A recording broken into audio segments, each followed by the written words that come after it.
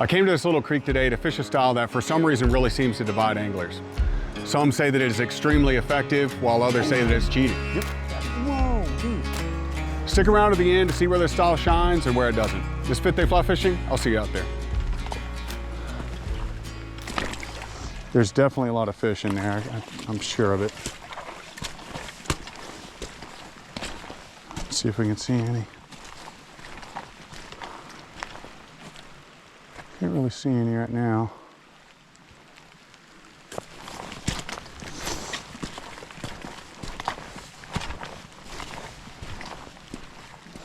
Oh, I see some right here. There's a really good size one actually. So that's one thing you can do with this. Just chunk it up there and see what happens. Watch.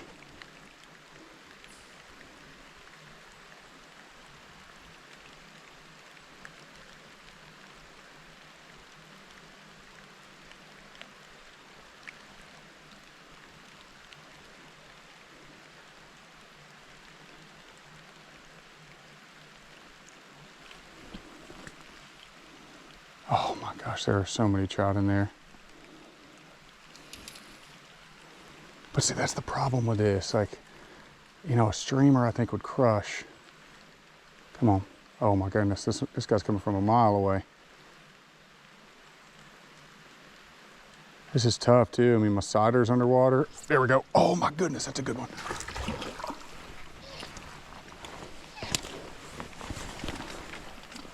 There we go. Nice one. Whoa, come here, buddy. Head up. Yeah, that's a good one. That's a good one. That's a big old slow pool right here. Dude, that is a good sized trout. This has got to be 16 plus inches, I'd say. About 16. Just let him go real quick. All right, come on. Get a picture of him swimming away. Look at this dude. Come on, bud. All right, all right, all right, all right. Whoa, come on. Probably terrible release footage there. I'm just gonna keep moving up. I might fish some of these slower pools, but I'm probably gonna stick to the pockets more or less. Or try to at least, wherever the trout are really. So you've probably figured it out by now, but the method that I'm fishing here is called euronymphing or tight lining. It's a really simple setup. There's no indicator outside of just a colored piece of line called your sider. You're just staying in constant contact with the fly, and it looks really different from traditional fly fishing. And honestly, I think that's where there's a lot of pushback. I'm not trying to argue either side here. I really just wanted to talk about it a little bit, show you how effective it can be. The water that we just fished is not ideal for euronymphing. It's too slow and really difficult to get a good drift, but the water that's coming up here is absolutely perfect.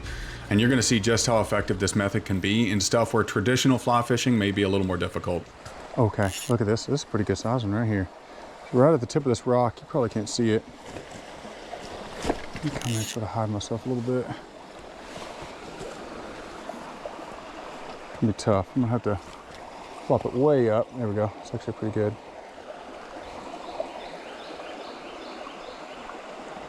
Oh, he's coming after it. There he is. Yes. Come on, buddy. Look at that. Look at that. Whoa, dude, he smacked on that rock. Get off of that. Look at that. Yes. Just a good drift on the jig streamer. Take that all day. It's all right, bud.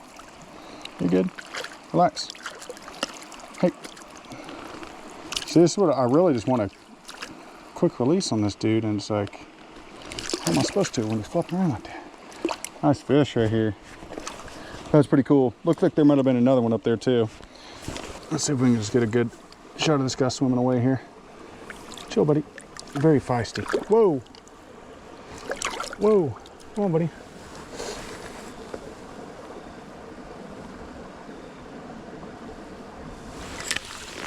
Pretty cool. He was fired up. We'll take that. That was really cool. My thought was that I needed to cast it far up enough to where I could get a good drift in front of it. I was afraid if I cast it too close, it would spook them, because this thing's really heavy. But that right there is just a prime example of what makes euronymphing just so deadly. Because it's so easy to fish stuff like that. All I have to do with this long rod is basically just hold it over, right? And I can get a perfectly guided drift. I'm pretty sure there was another one. Go right back. Oh, there is another one. I didn't even really have to jig this thing either.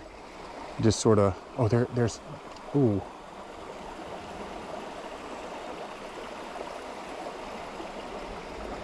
Oh, they're sort of going crazy.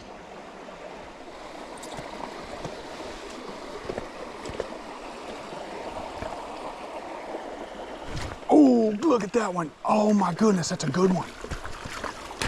Whoa. Dude, that's a good fish. Oh, but yes. The jig streamer saving the day. Let me keep him in the water here. Oh, we already spit it. All right, let me get him out quick then. Here we go. Dude, that was awesome. Looks like a bird or something's trying to snag this guy. Look at the side of this fish. Whoa. All right, well, see you, bud. Come on.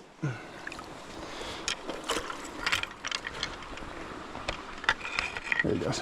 Just real quick, I'm gonna hit on just why I think some fly fishermen really hate euronymphing, and I get it. I really do. And the reason I get it is because it's not really like fly fishing in the sense that I'm not, casting a weighted line. That I think is the #1 difference, right? If you've ever nymphed though with a fly rod, it's basically that. There's not much of a difference. You have a longer rod and you have some specialized line. And all this line is doing here is it's just giving you a tighter connection to your fly. That's it. It's not really weighted. This is like a specialized Euro line here. It's actually called a Euro shorty. If I haven't put all this stuff up on screen, I'll go ahead and do it. My exact Euro rig here. Super basic. I have a standard fly line on here, and then I have a Euro shorty attached to it. So Euro shorty, I think, is $30.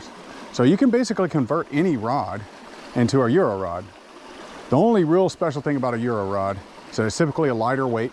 So this is a 2-weight, but it has a thicker butt section.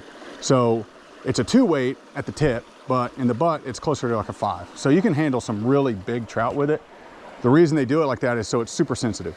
So you can really feel any little bump or strike. And then you have your sider line, right, which is also a strike. It's basically your strike indicator. And you can just see if that straightens up or stops or moves opposite of the flow. So, but I don't get why so many people are so against it. It's super effective, as you can see. This is, like I said, this is heavily, heavily pressured. There are people here every day. There are not just people, there are poachers. People are taking these fish, even though it's late harvest, and all sorts of stuff. So these trout see everything. And the fact that I'm able to still pull them out like this is pretty amazing. All right, I'm gonna move on from that. Let's just keep moving up here. This is pretty good. Oh, that's good too, right there. Look over there. Be careful here. I bet there's a fish in this.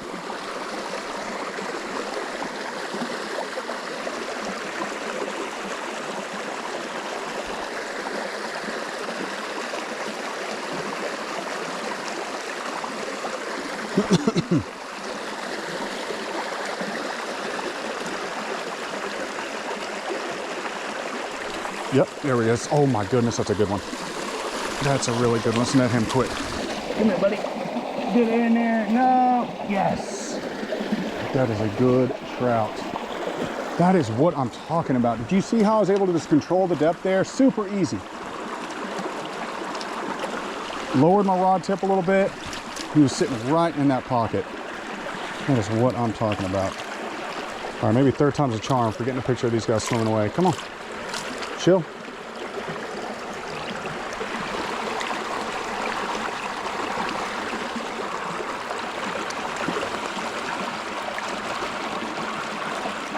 Really have no idea where it went.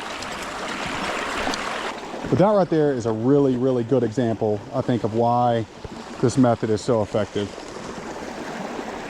because I don't know if you can see it, but that is such a small little drift right there. If you try to throw an indicator there, by the time your fly gets down and everything, you know, the run, it's basically going to be through the run already. It's just tougher to control. And so with this, you're able to just quickly hit these little pockets. I mean, it's ideal for these little pockets like this. And that fish was holding in such a weird little spot right here.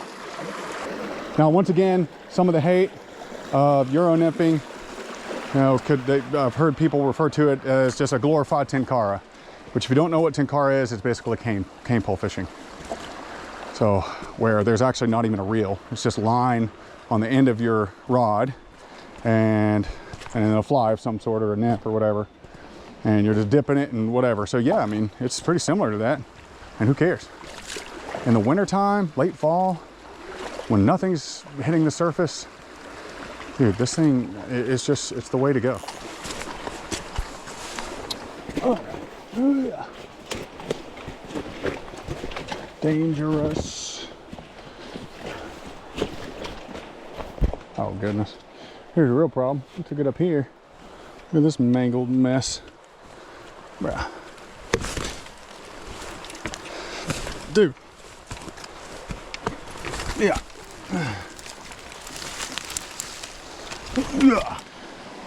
This would be a good pull for an indicator. So this is probably where I would prefer to sit back and just, you know, get a good cast in here.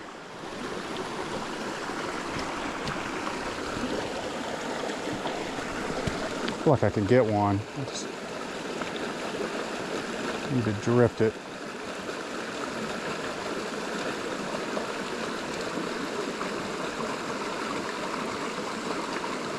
Oh, why? Peeled off at the last second.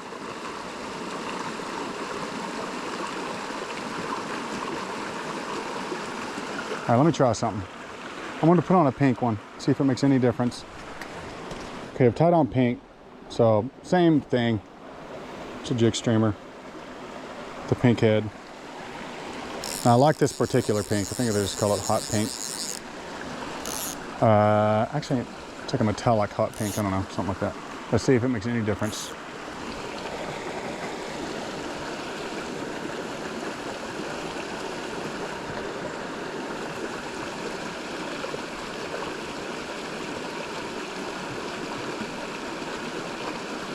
Yep, it does, and that's a good one.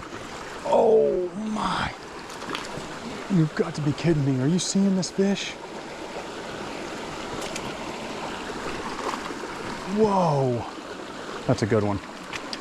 Dude, he's fighting like crazy. Come on, buddy. Oh, yes. What a trout. I'm gonna get him back here. I don't want to blow the rest of the hole. That is a good sized fish.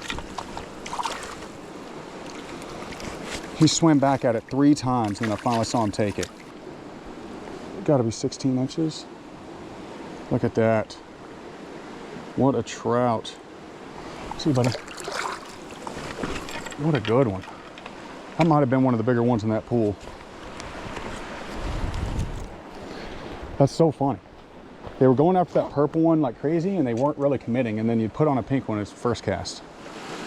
But yeah, so even though this isn't an ideal hole for euronymphing, the problem being that this water is crystal clear. So if I get close enough to just sort of dead drift like this, or high stick it, whatever you want to call it, they're gonna probably see me and they're gonna be spooked. So I'm having to sit at the tail out section of this pool because they're all facing up, and then I'm trying to cast to them. And that is possible with this. You're just not getting a very delicate cast, you know what I mean? So it's gonna sort of plop in the water and that might pick up on camera or whatever. So when I'm doing that, I'll typically try to get it way ahead of where I think they are. That way it doesn't spook them, and then it'll sort of, you know, drift into them. I definitely saw a fish in here. He went back that way, so I'm gonna pop up here real quick, and then I'll head back down real quick. Like, I would think there might be one in this too. Let's see.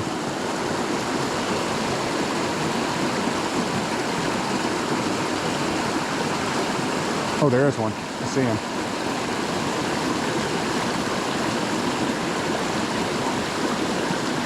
There he is. Yes. Oh my goodness. Dude. Dude, this trout is going crazy. No, get out of there. Yes. My line got tangled on me back here. Get away. Get off. Thank you. Oh, so much fun. It is so much fun. Like, I don't care what people say. I love dry fly fishing as much as the next guy.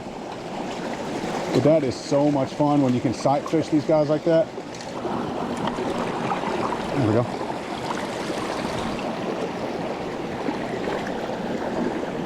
Nice fish. Once again, dude, a big chonker, boy. Oh, look at this chonk. Oh, goodness. Whoa. See you, bud. I don't know how many that is, but I'm having a blast, and I think I could keep going. I mean, with these conditions here, probably going to be a good bite all day. Unfortunately, I don't have too much longer. Now, real quick, this isn't supposed to be a master class or anything like that in euronymphing. Really just trying to address the hate around it, which there is a lot of, you know, for real. It's not a straw man or anything. There is a lot of people that dislike it, don't think it's really fly fishing, and they have really strong opinions. I had a video, indicator versus euro. You'll actually see it at the end screen. It's my most popular video. So all I did was I went out and I tested which I could catch more fish with in an hour, each method. So 1 hour each, same stretch of river and everything. And you know, euronymphing was just more effective, and people were mad about it. And it is what it is, you know, I don't know. I don't hate indicator nymphing or anything, but yeah, I don't know. Let me know your opinions.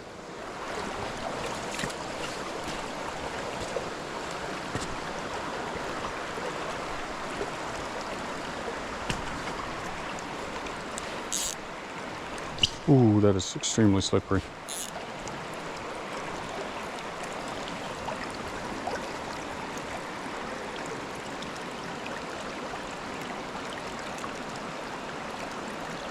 There we go. Nice one.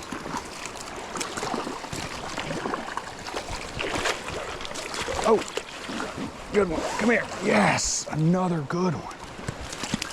That was super cool. I don't know if that picked up on camera or what, but he was hiding right under this rock here. Look at the size of this trout, dude. I mean, seriously. I know that people are out there catching like monster browns and stuff, but I mean, this is a good size rainbow. Okay, well, you know what? Look at that boy. Let's get him back. That's got to be another 15 inches at least. 15 and a half.